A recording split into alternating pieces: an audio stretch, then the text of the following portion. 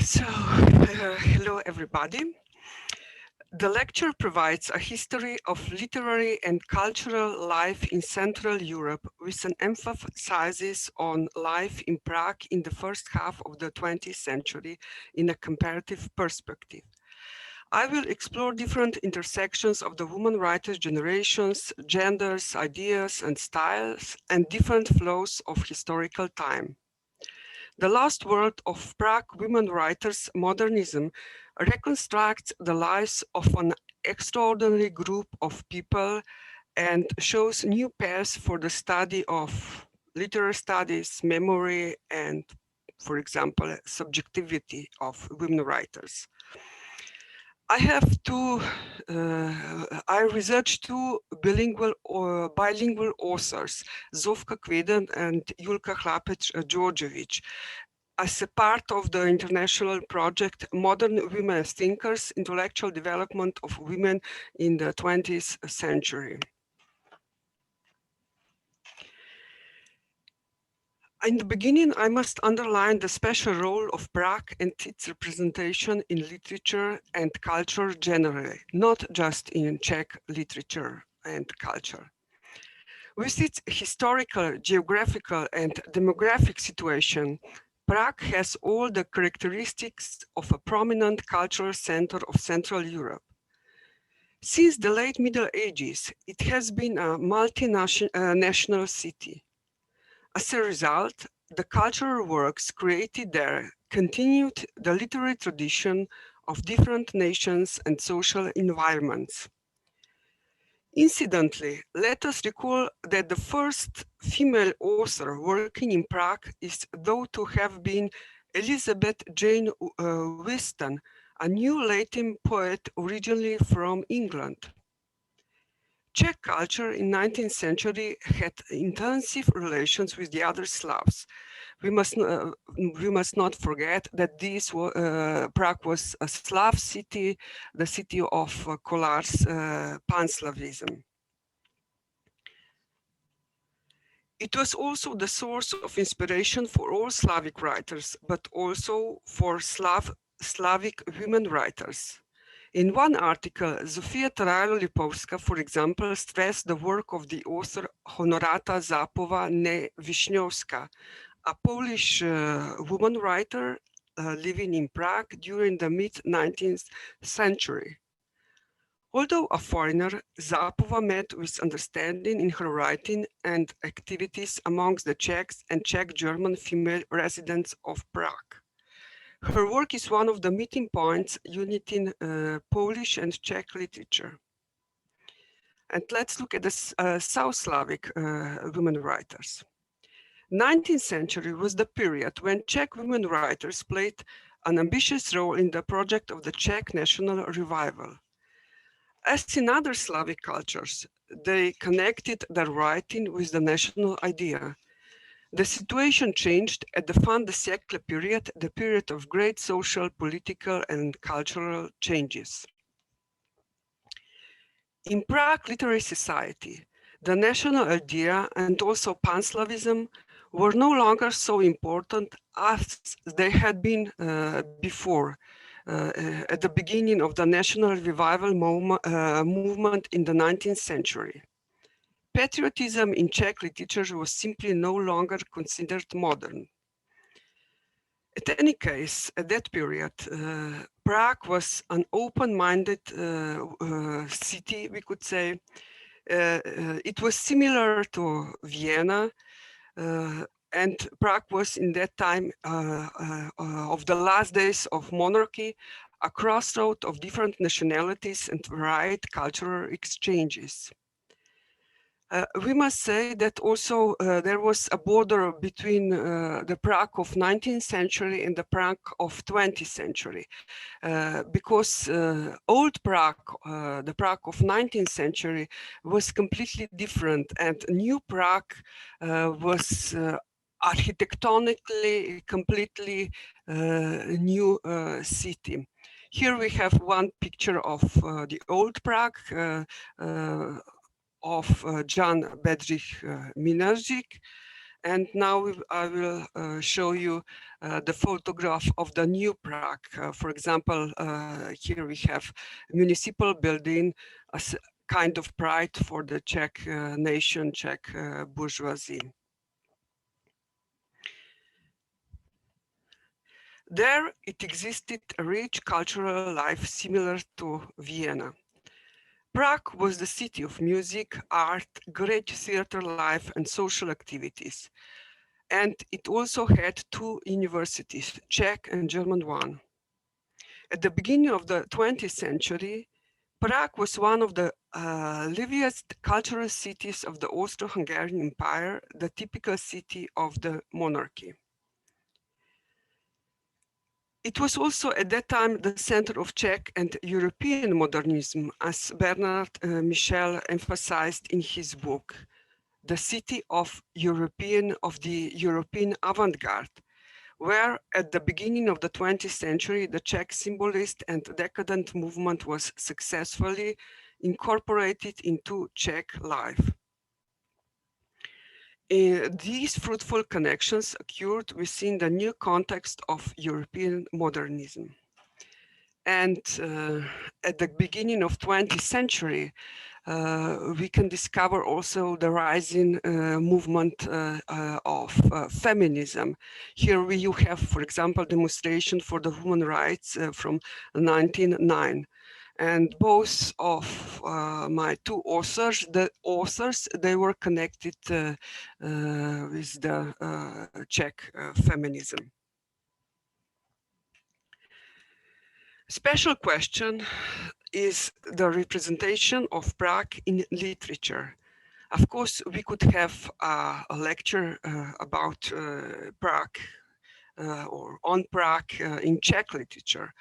But we could also speak about Prague playing special role in the literature of German Jewish authors of that time. For example, here we have the novel Golem by Gustav Mehring. I suppose everybody read this novel, and it is the novel where Prague is presented as a mystical city, the city of myths and legends. So, that's also my question. That was the representation of Prague in the literature of Jewish German authors of that time. We must not forget that was also the time when Franz Kafka published his first short stories. And my question is, what is the representation of Prague in the literature of two South authors I will present today? But let's go to the first author. First author is Zofka Kveder, who is Slovene Croat author, a Central European intellectual. She was balancing between different cultures, and she was part of the Habsburg myth. She was the first modern Slovene female post-professional writer, journalist, editor, translator, and also great mediator between different cultures. Here you have, I will present a short biography of her. For example, she was born in Ljubljana, and she was raised up in the countryside in Slovenia, and then she was sent to the convent school. She traveled a lot during her life. In 1897, she found work in Ljubljana. In 1899, she first moved to Trieste and then to Bern and Zurich because she wanted to study, but she couldn't because she was unable to support herself financially. She headed for Munich, and finally she came in 1900 into Prague, the spring 1900. And she stayed there for 6 years. In 1906, she moved with her husband, Vladimir Ilošek, and two daughters to Zagreb. She had very complicated life, of course, in Zagreb, during this First War, and unfortunately, in 1926, she committed suicide in Zagreb. Let's look at her Prague's life. Prague life. She became passionately involved in Czech cultural life, and also that was also because of the tradition of Slovene-Czech connections inherited from the 19th century. In the Czech reception of Slovene literature, we could find a kind of colonial discourse because Slovene culture for them was undeveloped village culture at that time. And we could also see in the reception of Zofka Kveder, they accepted more her village short stories. But okay, we will speak about the reception, her reception in Czech culture later. We must underline that when Zofka Kveder came to Prague, she was full of energy and creative power, and she was she had a kind of, we could say, social compassion. During her residence in Prague, she explored the rich atmosphere of the city in the cafes and student clubs. And she constructed a network of literary connections with different national literary circles present in Prague. Of course, with the Croat one, with the Slovene one, and with the Czechs. But the curious fact is that she had also close contacts with the Jewish German authors in Prague. Around the circle of Paul Lepin and Oskar Weiner. And here we have the newspaper Weir, it was published in 1906. And these Jewish authors, they introduced Kveder as their front author in their newspaper. It's a kind of curiosity and very interesting fact. Let's look briefly at her literary work. In 1900, in Prague, Kveder published her literary debut, Mystery Danie, The Mystery of a Woman, the anthology of short stories about the tragic condition of women in the patriarchal society. During her lifetime, she published 3 novels and several autobiographical short stories in different collections. Her work is autobiographical, and she wrote a lot about women from different sections of society. For example, she wrote about the intellectuals, she wrote about poor women, about prostitutes, she wrote openly about sexual double standards, the marriage of convention, and women's dependence on men. That was one side of her opus, of her literature. On the other side, she wrote also realistic short stories about the country lives in small villages in Slovenia. And she also published some theater plays. That's also true. So, and a lot of essays, travelogues, and so on. And her reception in Czech culture. Her work was successfully published in Czech and well known to Czech readers till the outbreak of the First World War. Her real success in Czech culture came after 1906, after her move to Zagreb. And her success lasted till the First World War. And it was partly the result of the existence of a common book market across the Austro-Hungarian Empire. Her reception had also political dimensions. Her work was extensively published in the journals and publishing houses of Czech social democrats. She was so popular in Czech culture during her lifetime that after the translation of her short stories, Village Stories in 1906, 15 critics were published.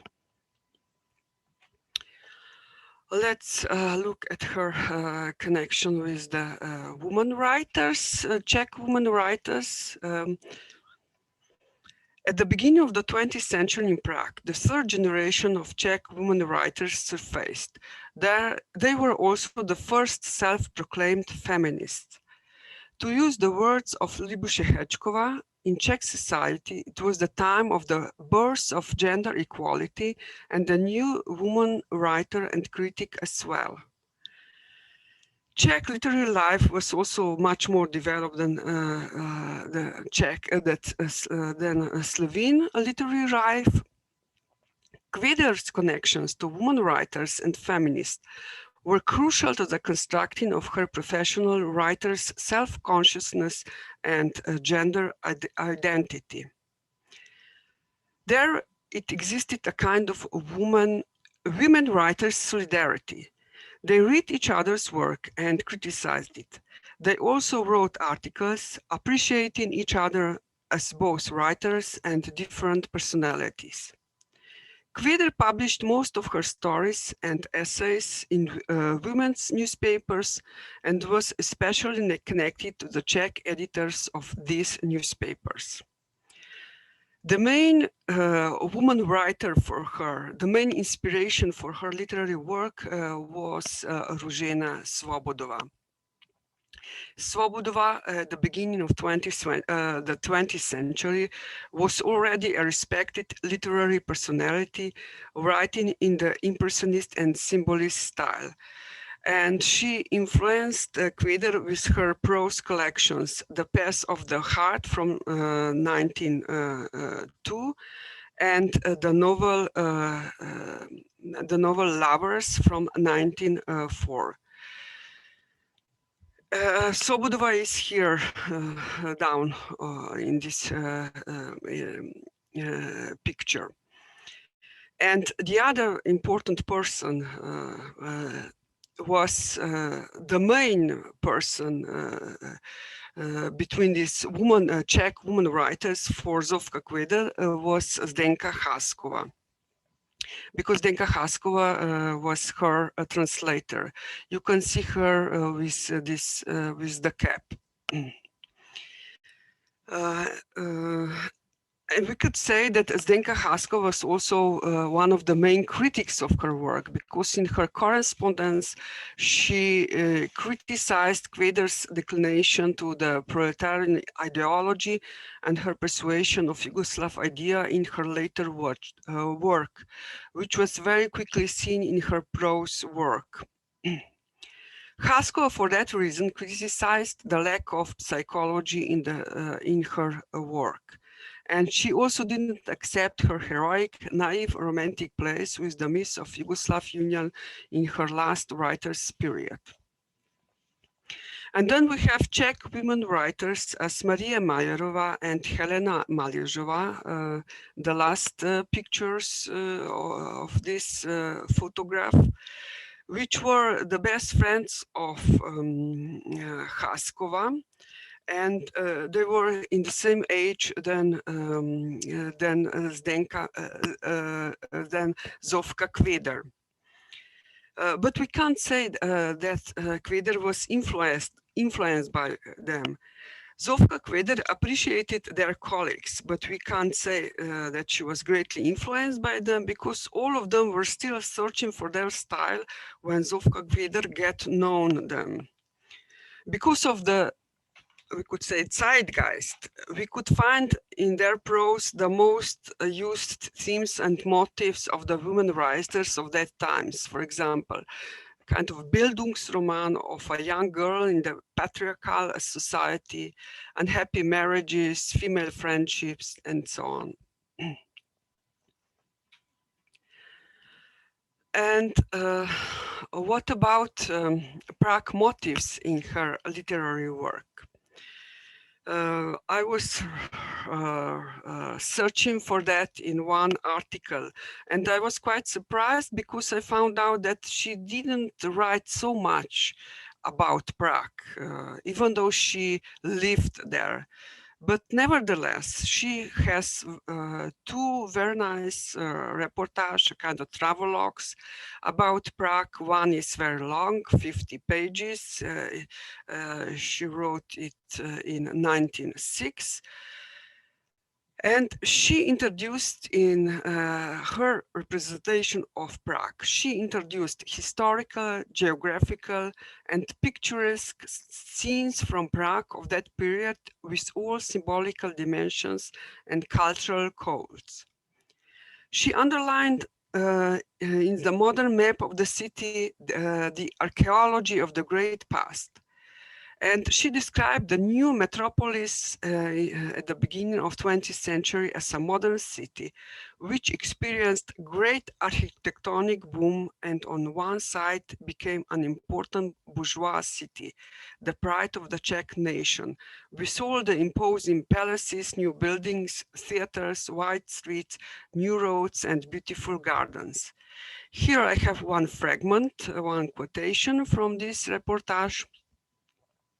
I quote, "When we make a step from the Black Tower to the open world, there the city Prague extends before us in all her beautiful wholeness.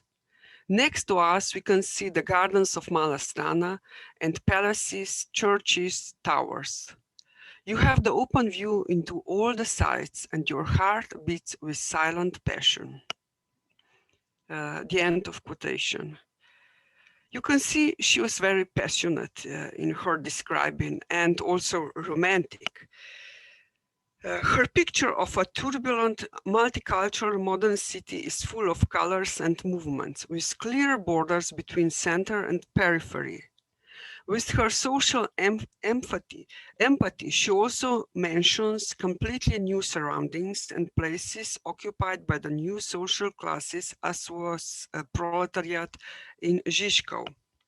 In her representation of modern Prague, she doesn't forget to underline the dark side of the modern city, the growing social and national problems. Those were her travelogues about Prague. And I examined also Czech motifs in her short stories. And as I said, she doesn't have a lot of Czech motifs in her literary work, but nevertheless, the prototype of the modern metropolis was with all its social and cultural varieties of life became Prague. That was also the time when her attitudes to art were shaken by decadence and impressionism. Typical topics of the rich cultural Prague life in her short stories of that time are the motifs of artists and the vivid life of the arts and literary salons in the multicultural Prague. So are the Czech motifs in her short stories. But the main representation of Prague, we could say, even though not the only one, was Prague in her novel Hanka. So the most literary is her representation of the fictional wartime Prague in her Croat novel Hanka from 1915, when the city is painted as an imagined space for a new emancipated woman, the place for her modernity, her longing for freedom and salvation from pain, and the place for accepting the reality of death. The narrator in her description of the city moves in the topography of the Prague during the First World War, between the private and public spaces, between Hanka's rented room and the hospital, where Hanka embraces death and suffering, but also female friendship and compassion. So here we will end with the case of Zofka Kveder and her acceptance or her connection with the Czech culture, even though, of course, we could continue with the realistic descriptions of the city in her short stories for children, but that we'll do next time, for example. Okay, and here we have the other author, South Slavic woman writer, Julka Djordjević. She was a Serbian, a great Serbian feminist and also a writer. And she was the first one who wrote a profound study about Kveder's role in Czech society. Also, and she lived in Prague from 1922 to 1945. That means more than 20 years, much more than Kveder. And she lived in Czech culture, of course, from 1920 till her death. So that means that all her writer's period, she lived in Prague. She inherited the legacy of Zofka Kveder as a writer and a feminist.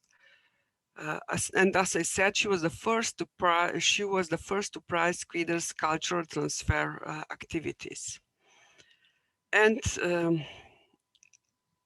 what could we say about Prague between 1922 and 1939?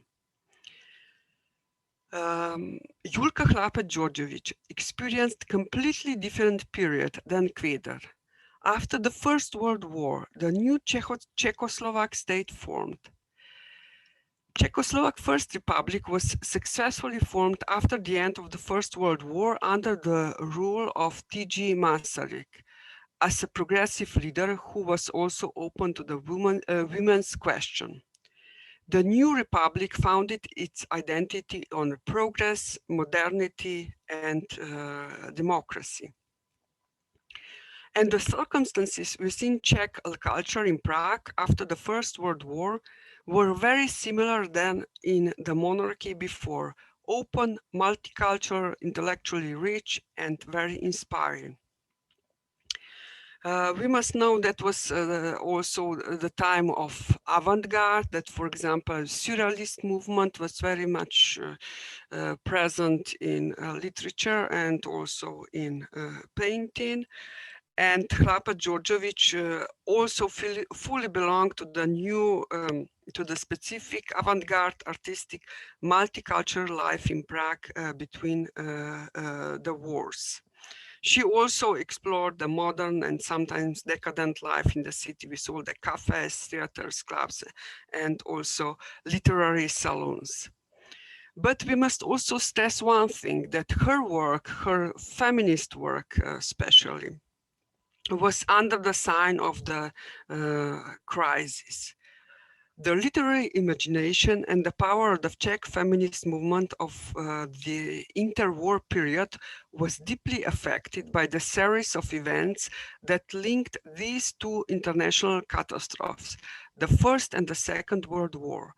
The literature of this period reveals not just the political crisis, but also the crisis of gender identity. And it is not a coincidence that Julka Djordjević wrote and lectured in the beginning of 30s about the crisis of sexual ethics and about the crisis of ethics generally.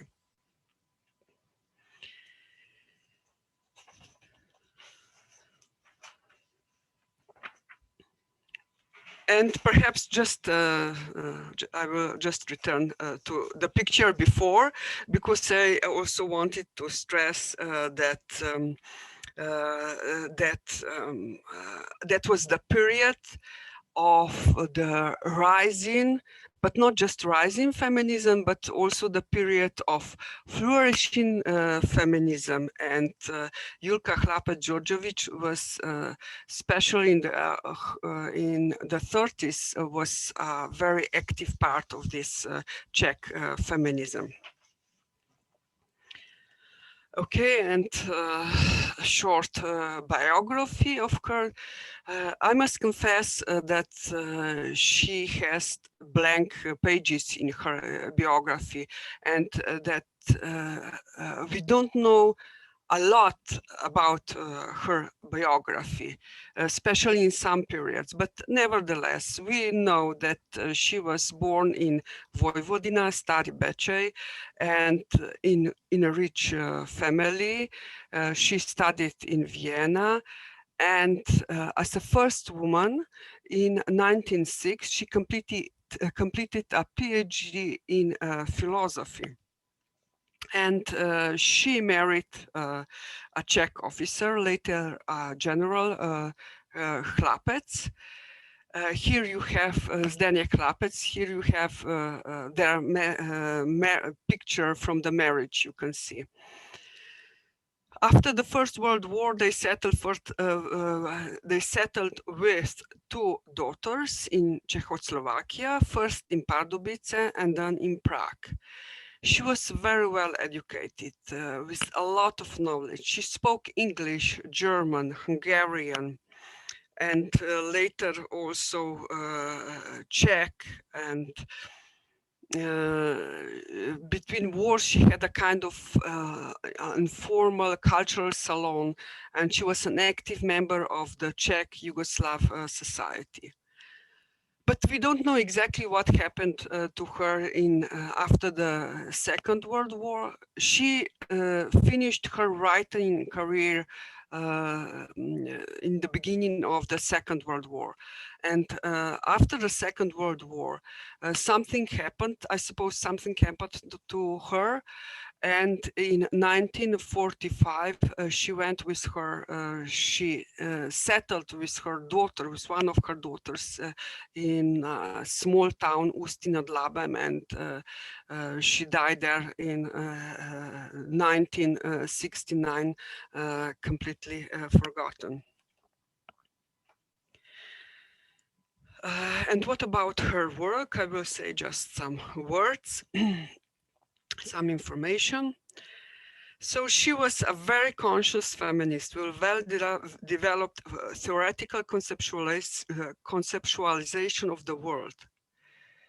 She was also, as Zofka Kveder, she was a mediator acting between different cultures. In her philosophical theory and psychological analysis, she most of all researched the position of women in the modern, but in many aspects still patriarchal society of her time.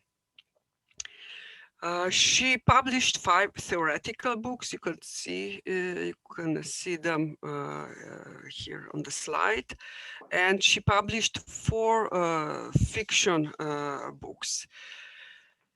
And that means 1 novel and 3 travelogues. In the case of spreading her ideas and publishing her books, she was very transnational. She wrote books in Serbian and Czech language, and she published them in Belgrade, Ljubljana, and also 3 in Prague. We don't know about her Czech books, if they were originals or they were translations. That's also one question. In her feminist work, Chlapec Djordjević took up subjects like abortion, female identity, her relation to the body and sexuality, the problem of the family and motherhood, new sexual ethics, and so on. In any case, Chlapec Djordjević prized the woman's right to vote and work and other social legislation that could create equality between the two sexes. And we must say that especially in 30s, she was very active, and she was fighting for this women's rights in the Czech society. We can't, in fact, speak about her relations with the Czech writers. I suppose she has some of them, but they were not so much important. The most important were her relations with the Czech feminists, because at the interwar time, Czech feminism as an important part of the European movement was at its peak. Czech feminism with the leader Františka Plaminkova, you have her here, her photograph you have here on the slide. in the context of the First Republic, flourished with different ideas. She was the main person in Czech women's movement and part of the international scene. She fought for the equal voting rights, female education, and the equality of men and women in Czechoslovakia. And she was also the president of the National Women's Council. And next to her, of course, I suppose everybody knows Milada Horakova because of her tragical fate after the Second World War. And next to her, there was also Chlapec Djordjević. In 30s, Chlapec Djordjević was an important person of the Czech feminists. She was in the main committee of the Czech feminist movement next to Plaminkova and Horakova, and she also wrote for their journal Národní Rada. And here I must confess that I found this photograph. I'm very proud because I found this photograph in the internet. It is the photograph of the President Edvard Beneš, who came after Masaryk, and he hosts delegates of Czechoslovak National Council for Women. I don't know from which year, it must be from the 30s at any case. And you can see that on his left side, there is, of course, Františka Plaminkova as main person in the Czech feminist movement. But on his right, I found that there is Julka Chlapec Djordjević. So it shows how important she was as a feminist and as a also a theoretician in this Czech feminist movement. And what about Czech motifs in her literary work? It is also a special question, and I found... Hello? Yeah. I found that she has a representation. I'm sorry, I hear somebody, but I don't know where it came. Okay, so I found the representation of Prague in her only novel, Jedno dopisivane fragmentie romana. It's a kind of correspondence fragments of the novel. It is a novel written in a letter form. It is an epistolary novel from 1932. But in fact, Julka Chlapec Djordjević presents the life in Prague in 20s, because it is written in the letter form. Every letter begins with the undefined year 1920 and something. And Chlapec Djordjević depicts the secret love affair between a married female writer, Maria Prohaskova, living in Prague, and a married doctor, Oton Štěpán, living in Ljubljana, Slovenia. We have, in fact, three cultures presented here. One in Prague, in Ljubljana, in Slovenia, in Ljubljana, and we have also a kind of a retrospective of her student's life, of the student's life of Maria Prohaskova in Vienna.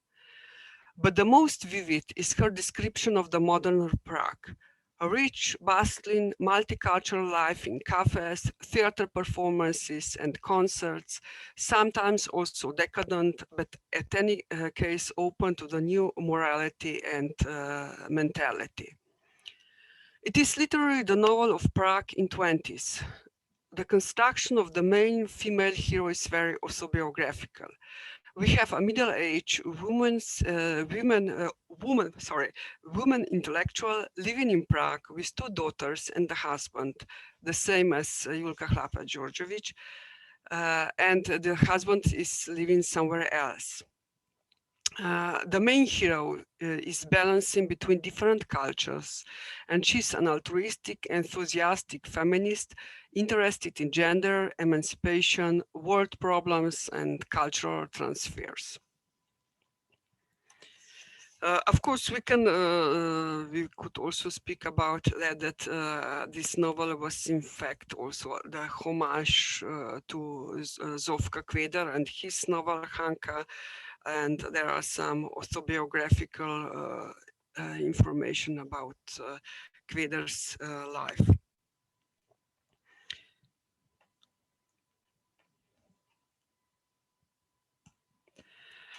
And what about Czech influences in her feminist work? I researched also that.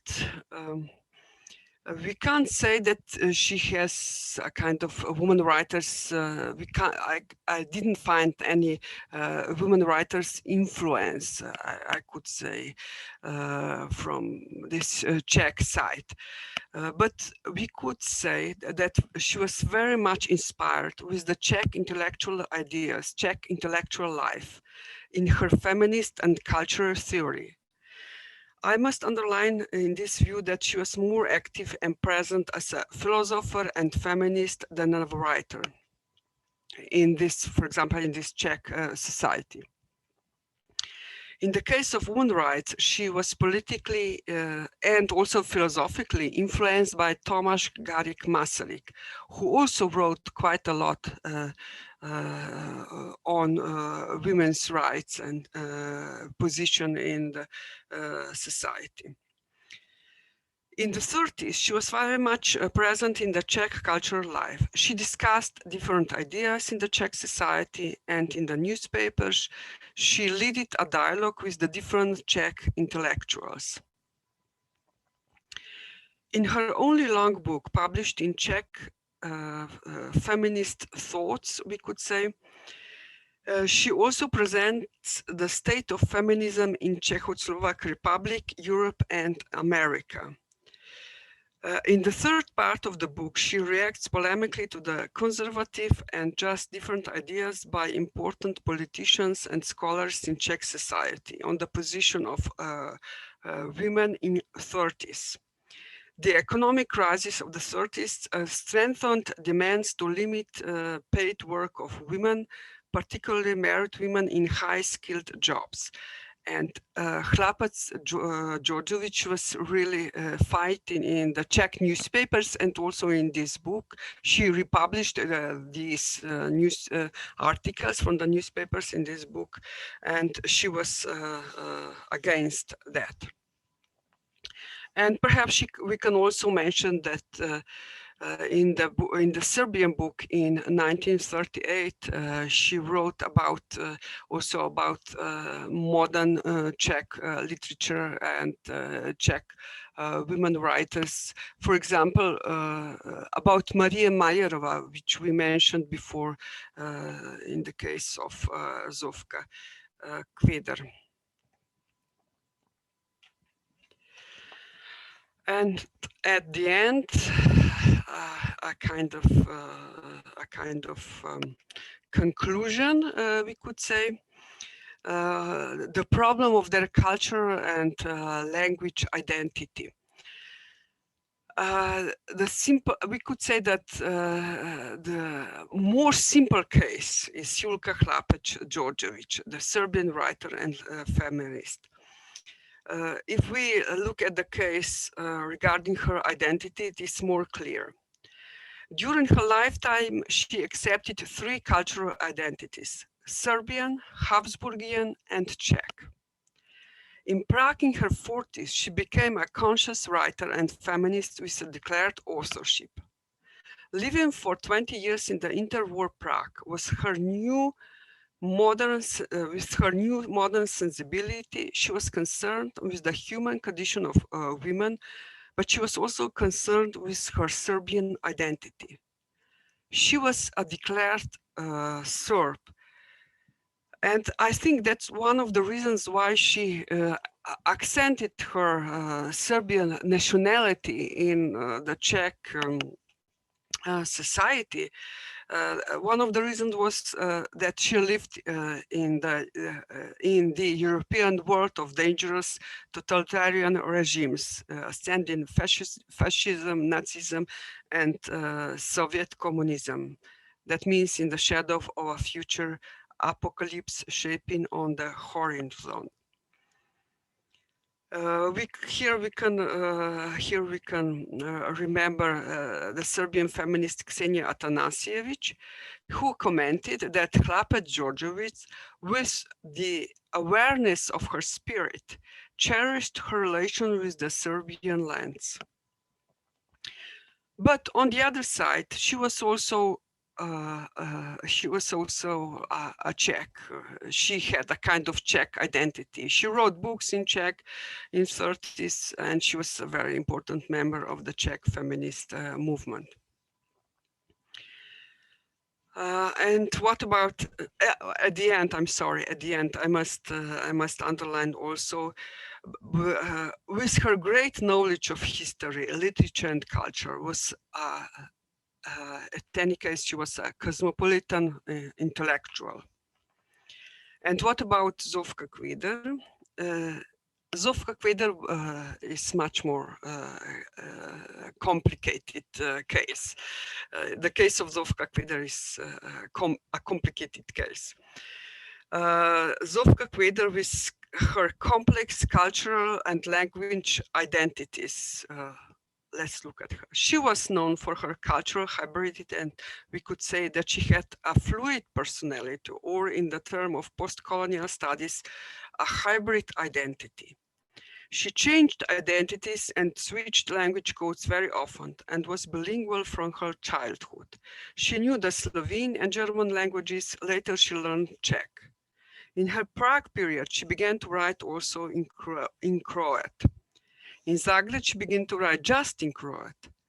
The situation with her national persuasion was still very more complex in her Zagreb period, because she identified herself with the Yugoslav idea. That means that she believed in the cultural and language unity of Croats, Serbs, and Slovenes. And the last conclusion.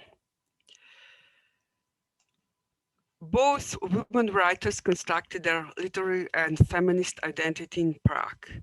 Both of them were active in the Czech culture and society and very much inspired by it. During their life, they were also accepted in the Czech culture as writers and feminists. After their death, their work was forgotten. Here, of course, there are some reasons, and I think I know some of them, but the situation, of course, was complex in both cases. There are not a lot of Czech and Prague motifs in their literary work. The most interesting is quite realistic, I would say, representation of Prague in their novels. Prague for them is not a mystical city or a city of myths, as it was for the Prague German Jewish authors which lived in Prague at the same time. They presented the South Slavic women writers in Prague. They presented the realistic picture of the city in their fiction. But what is more, for me, more interesting is that for both of them, Prague became the right place for the new emancipated woman.